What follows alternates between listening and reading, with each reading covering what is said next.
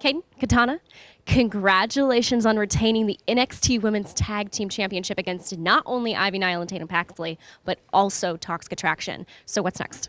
We say this all the time. No matter what anyone throws at us, we're going to continue to be innovative and build our legacy. That's right, and we beat two really tough teams tonight, and we just proved that no matter what it is, we're going to stay at the top. These titles are right where they belong, and they're not going anywhere. Nope. Thank you so much, ladies, and once again, congratulations. Thank you.